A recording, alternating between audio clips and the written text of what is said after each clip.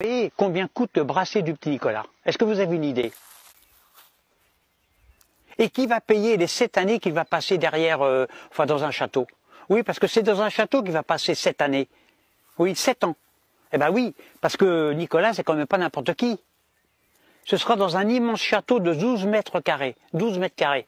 Moi, je vous le dis, combien ça coûte? Ça va coûter tout ça. C'est 50 millions d'euros. Et qui va payer? Qui va payer? Alors, je résume l'histoire pour ceux qui n'ont pas suivi les événements. Nicolas fait un pacte secret avec un puissant chef d'État africain, le grand Mouammar.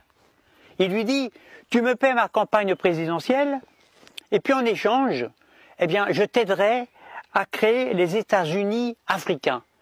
Je t'aiderai à te libérer des colons occidentaux qui pillent les richesses de l'Afrique depuis des siècles.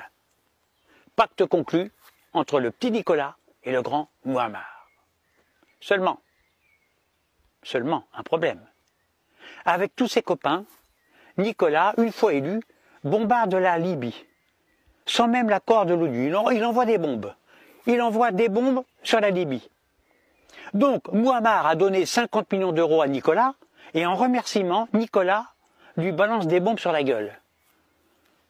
Alors Mouammar, il est énervé. Il dit, dis donc, c'était pas dans notre accord, ça. Tu me plantes un poignard dans le dos. Oui, c'est vrai, répondit le petit Nicolas. Mais je suis obligé. Je ne suis pas seul à décider, c'est la politique internationale qui veut ça. C'est compliqué la politique, tu sais.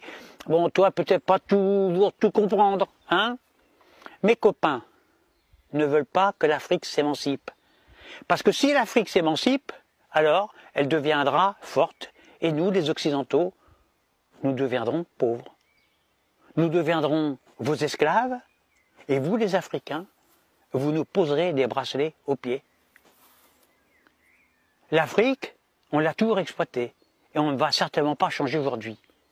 À partir de là, Nicolas et ses copains poussent les remerciements jusqu'à l'assassinat du grand Mouammar.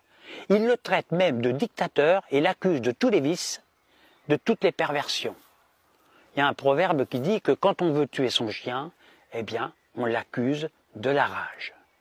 Donc, Mouammar sera tué après torture, après humiliation. Il faut bien comprendre que ce n'est pas Mouammar qu'on a tué dans cette histoire, non, mais plutôt l'Afrique. Les Occidentaux ont tué l'espoir d'une Afrique indépendante et puissante. Mouammar voulait une grande Afrique avec une monnaie africaine indépendante du dollar. Mouammar était l'espoir de toutes les Africaines, de tous les Africains. L'Afrique, c'est 3 fois la surface de l'Europe. Donc logiquement, elle devrait être 3 fois plus puissante d'un point de vue économique.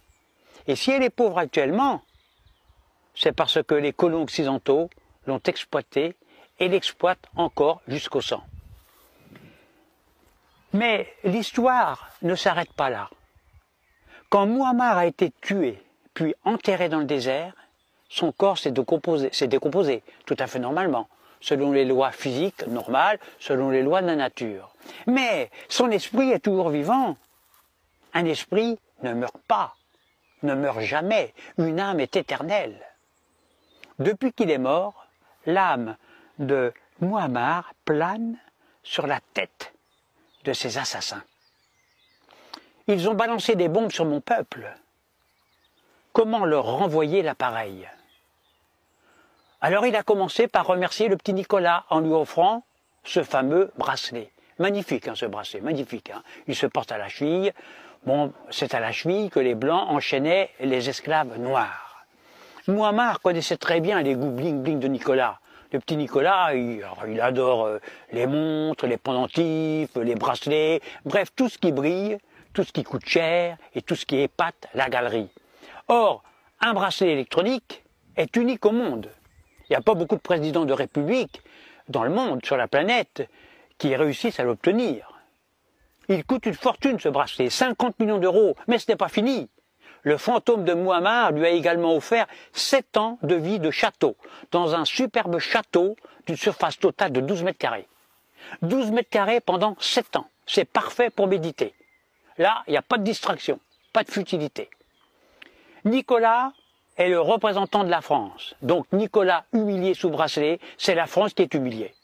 Et si la France est humiliée, eh bien ce sont les Français qui sont humiliés. Bref, quand les Occidentaux ont bombardé la Libye sans l'accord de l'ONU, aucun Français n'a défilé dans les rues pour s'y opposer. Aucun.